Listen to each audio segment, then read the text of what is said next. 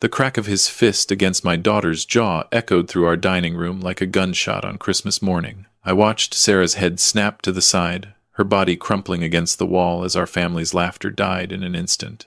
But what froze my blood wasn't just Derek's violence. It was his brother Marcus, sitting across the table with a wine glass in his hand, who leaned back and said with a cold smile, "Finally, someone had to teach her to shut up."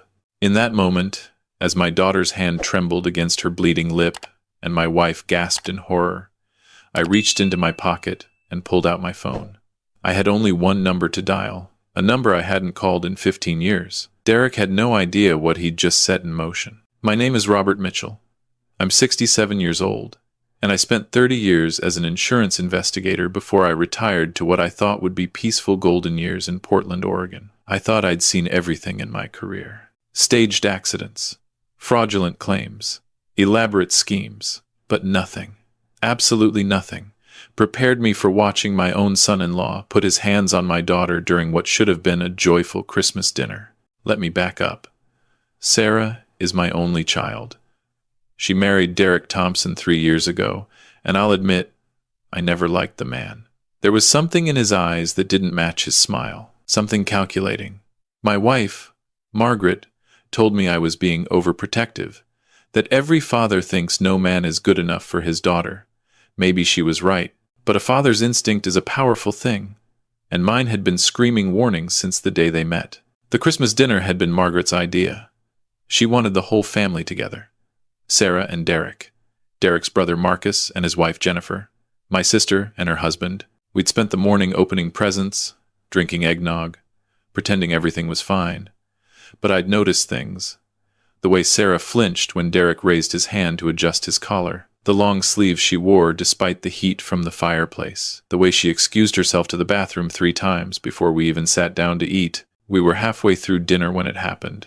Sarah had made a comment about Derek's new truck, something innocent about the monthly payment being high. I saw his jaw clench. I saw his knuckles go white around his fork. And then he stood up. "You want to talk about money?" His voice was low, dangerous.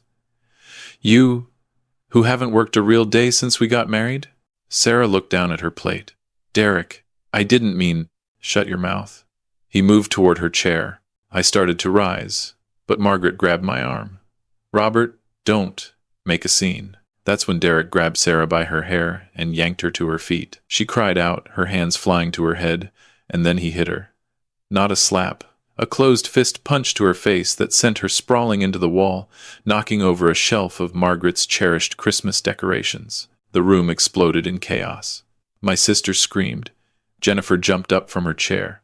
Margaret's hand flew to her mouth. But Marcus, Derek's older brother, just sat there with that sick smile and said those words that would haunt me. Finally, someone had to teach her to shut up. I didn't think. I didn't plan. I pulled out my phone and dialed a number I'd kept in my contacts for 15 years, even though I swore I'd never use it again.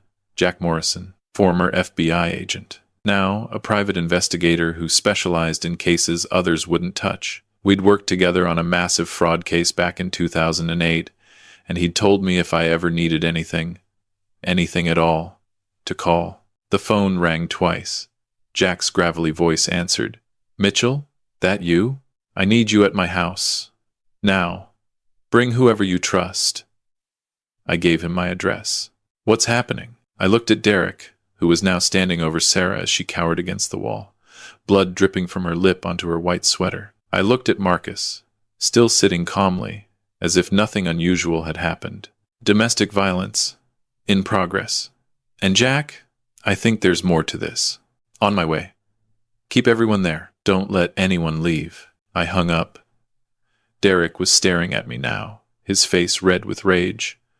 "Who did you call, old man?" "Someone who's going to have a very interesting conversation with you," I said quietly. I moved to Sarah's side, helping her to her feet. She was shaking, tears streaming down her face. "It's okay, honey. It's going to be okay." Derek laughed. A harsh, ugly sound. "You think calling someone is going to change anything? This is between me and my wife. This is my business." "Actually," I said, my voice steady despite the fury burning in my chest, The moment you put your hands on her in my house, you made it my business. Marcus finally stood up. He was bigger than Derek, broader in the shoulders. Mr. Mitchell, I think you're overreacting. Derek and Sarah have their issues. Like any couple, sometimes things get heated. Things get heated, I repeated. Is that what you call a grown man punching his wife in the face? I call it none of your concern, Marcus said, his tone shifting from pleasant to threatening. And I suggest you put that phone away and let this family handle family business. I looked at him more closely then. The expensive watch, the custom suit he'd worn to Christmas dinner, the way he carried himself with an authority that didn't match his supposed job as a car salesman. Something clicked in my investigator's brain. How long has this been going on? I asked Sarah quietly. She wouldn't look at me. Dad, please. How long? A year, she whispered. Maybe longer. My heart shattered. A year. My daughter had been living in hell for a year, and I'd been too blind to see it clearly, too willing to believe her excuses about being clumsy, about walking into doors, about falling downstairs. Margaret had moved to Sarah's other side, wrapping an arm around her shoulders. My sister was on her phone, probably calling 911, though I'd asked Jack to come first for a reason. If this was what I suspected, we needed someone who could see the bigger picture. Derek was pacing now, running his hands through his hair. This is ridiculous. Sarah, tell them. Tell them you're fine. Tell them we just had a little argument. Sarah said nothing. Sarah, Derek's voice rose. Tell them. She doesn't have to tell us anything, I said. We saw what we saw. That's when Derek made his second mistake. He pulled out his phone and made a call. Yeah, it's me. We have a problem. The old man's making noise. You need to get over here. He paused, listening. I don't care what you're doing. Get here, now. He hung up and smiled at me. You want to make this complicated, Mr. Mitchell? Fine. Let's make it complicated. 20 minutes later, Jack Morrison arrived. He didn't come alone. He brought 2 associates, both former law enforcement, and a woman I recognized as a domestic violence advocate he often worked with. They entered through my front door without knocking, badges already out. Derek's face went pale. Who the hell are you? Jack Morrison, private investigator. I'm here on behalf of Mr. Mitchell. Jack's eyes swept the room, taking in everything.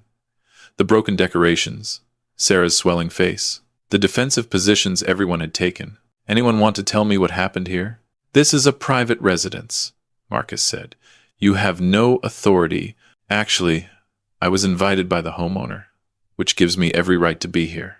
Jack turned to Sarah. Ma'am, are you all right? Do you need medical attention? Sarah looked at me, then at Derek, then back at Jack. I saw the moment she made her decision, the moment she chose truth over fear. He hit me, she said, her voice small but clear. My husband hit me. Jack nodded. I'm going to need everyone to stay right where they are. I've got officers from Portland PD on their way. He looked at Derek. You put your hands on her? Derek's jaw clenched. This is between me and my wife. Not anymore. It's not. Jack pulled out a small digital recorder. Mr. Mitchell, you witnessed the assault? I did. So did everyone else in this room. Jack turned to Marcus. And you are? Derek's brother, and I'm advising him not to say another word without a lawyer present. Smart, Jack said. But here's the thing. I don't need him to talk. I've got multiple witnesses to assault. That's enough to bring charges. He looked at me. But you said you thought there was more? I nodded.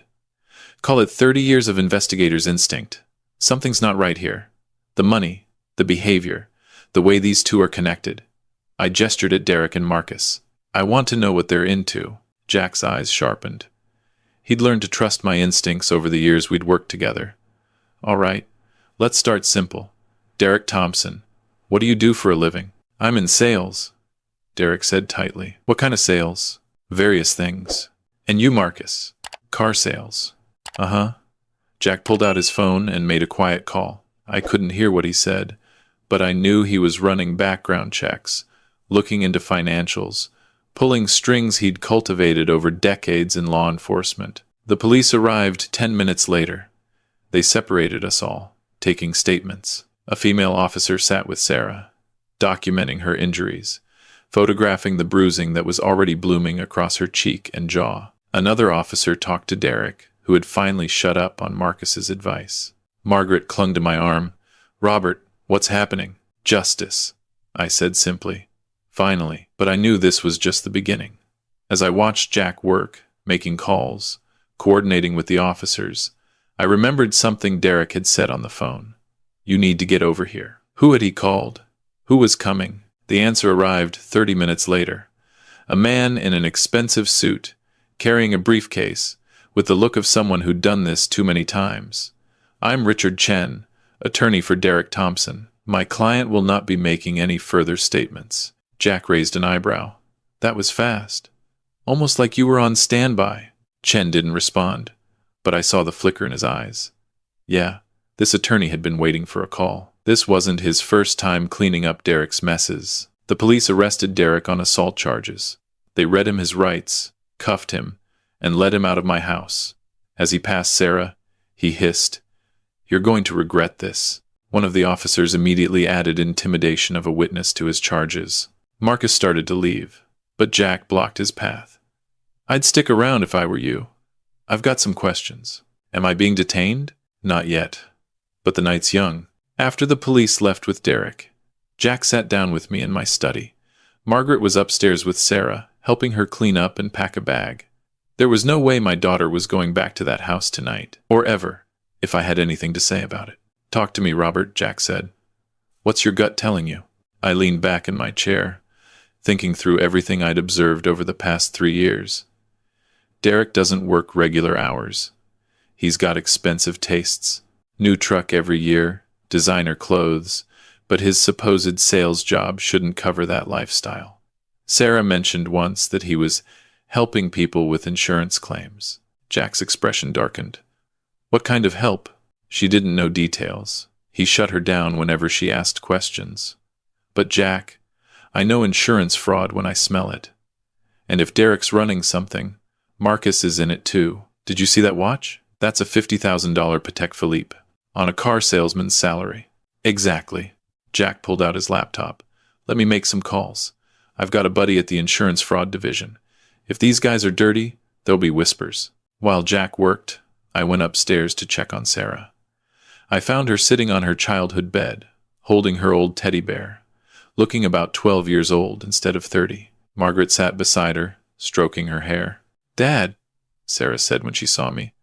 "I'm so sorry." I sat down on her other side. "Honey, you have nothing to be sorry for. I should have told you. I should have left him the first time he—" Her voice broke. "The first time?" My stomach dropped. "How many times has this happened?" She looked down at her hands. I stopped counting. Margaret made a sound like a wounded animal. I felt rage, hot and fierce, burning through my chest, but I kept my voice gentle. "Tell me everything, Sarah, from the beginning." And she did. It spilled out of her like poison being drained from a wound. How Derek had been charming at first, attentive, loving. How the first time he grabbed her arm too hard, he'd cried and apologized and sworn it would never happen again. How it escalated slowly. A shove, a slap, cruel words that cut deeper than any blow. "He said no one would believe me," she whispered. "He said his family had connections, that if I ever told anyone, he'd make sure I looked like the crazy one. And Marcus, he was always there, backing Derek up, telling me I was too sensitive, that I needed to toughen up. Did Marcus ever hurt you?" "No, but he watched.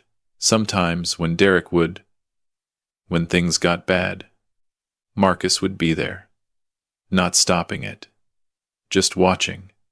It was almost worse than if he'd done it himself." I exchanged a look with Margaret over Sarah's head. This was sicker than I'd thought. "There's something else," Sarah said quietly. I didn't understand it, but Derek and Marcus, they had these meetings. Late at night, in our basement, men would come over, people I'd never met. They'd talk for hours. Derek told me to stay upstairs, to never come down when they were meeting. Did you ever hear what they talked about?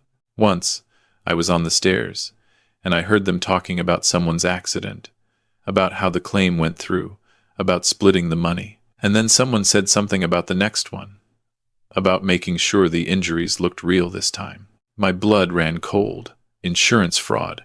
I'd been right. But this sounded bigger than simple false claims. This sounded organized. I went back downstairs to find Jack on his third phone call. When he hung up, his face was grim. "Your instincts were dead on," he said. "The insurance fraud division has had their eye on a ring operating in the Portland area for the past 2 years.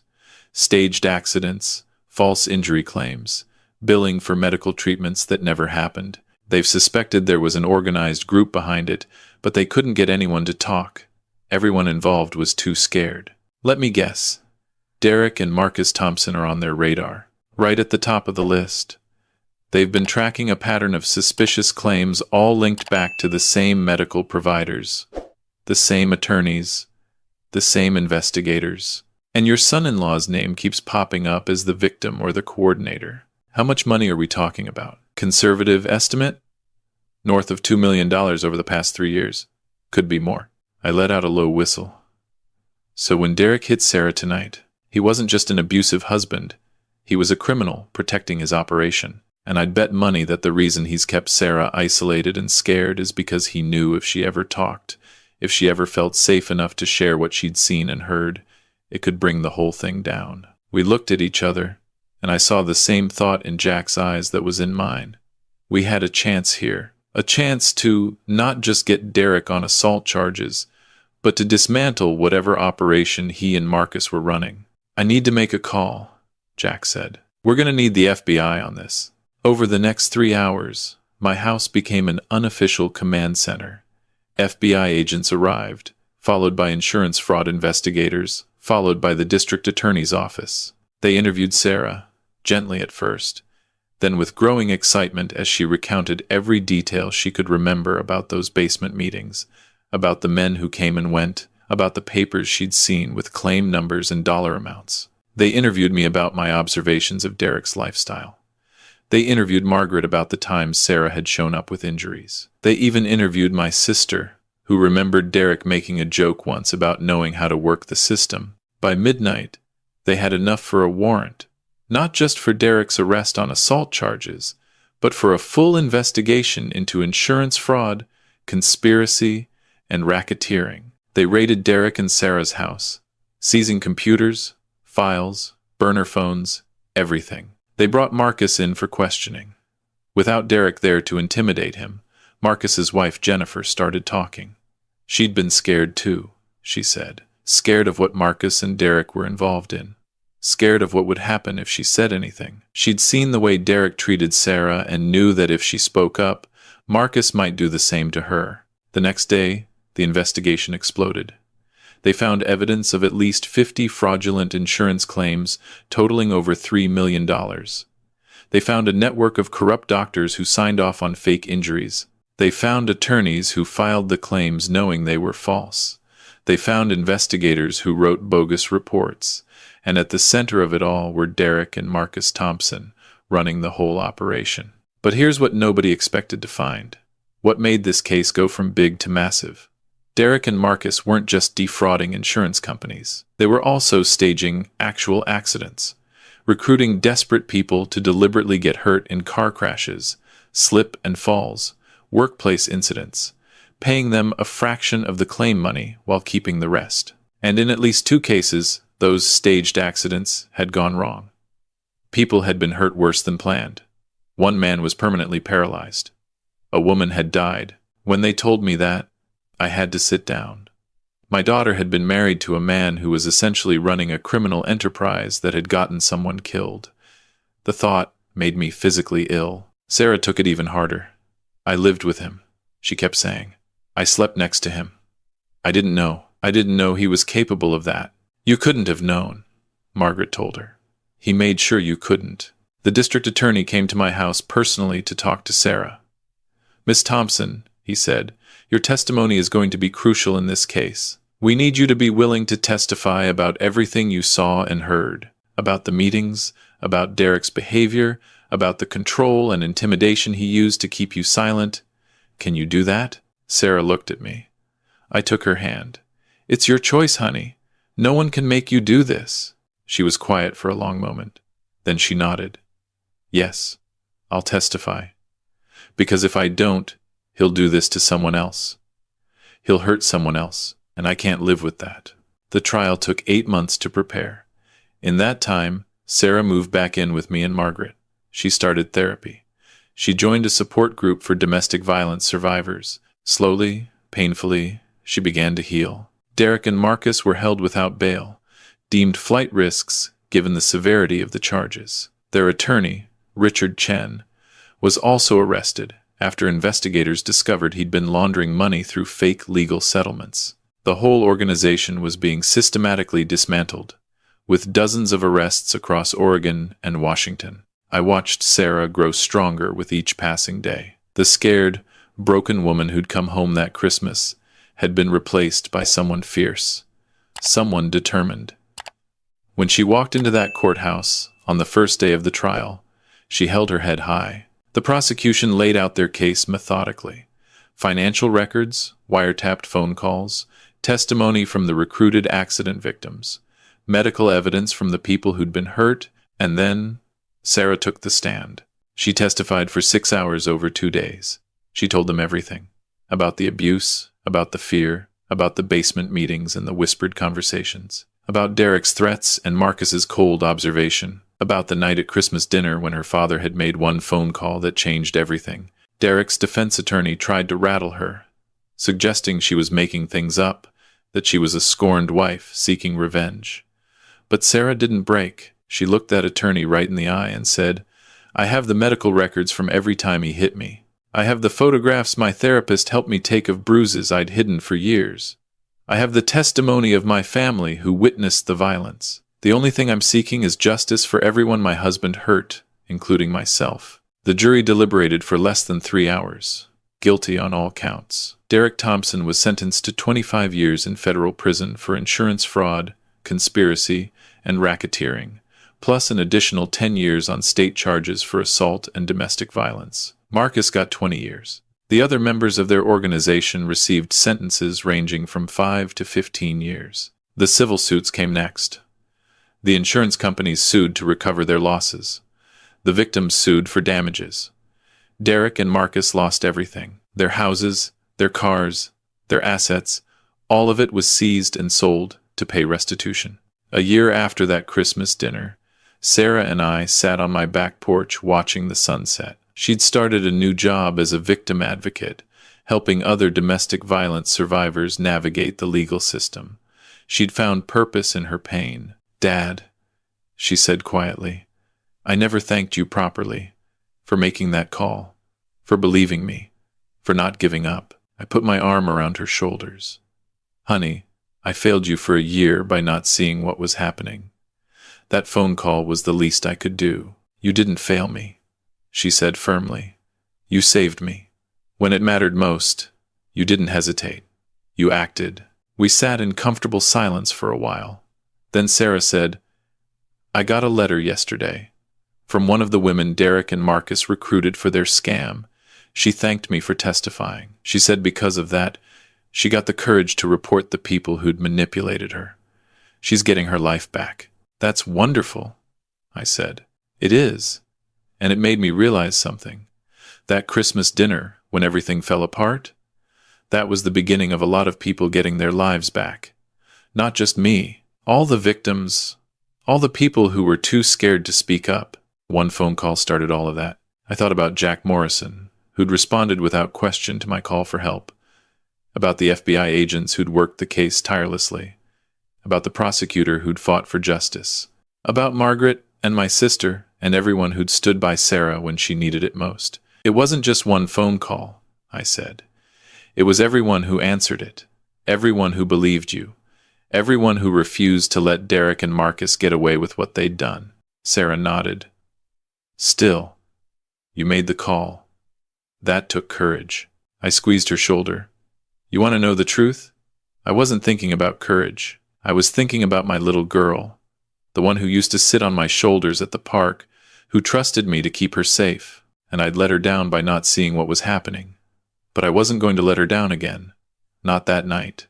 Not ever." The sun dipped below the horizon, painting the sky in shades of orange and gold. Somewhere in a federal prison, Derek Thompson was living with the consequences of his choices. Somewhere in the city, other survivors were finding their voices, standing up, refusing to be silent anymore. And here, on my back porch, my daughter was free, healing, strong.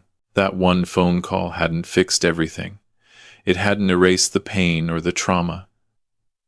But it had been the first step on a long road to justice. And sometimes, that's all it takes. One person willing to make the call. One person refusing to look away. One person saying, no more. I'm Robert Mitchell. I'm 67 years old. And that Christmas dinner, when I watched my son-in-law hit my daughter and her brother-in-law smile, I made a choice. I chose action over silence. I chose my daughter's safety over keeping the peace. I chose justice. And I'd make that same choice again in a heartbeat. Because that's what fathers do. That's what decent people do. When you see evil, when you see someone hurting someone you love, you don't turn away. You don't make excuses. You act. You make the call.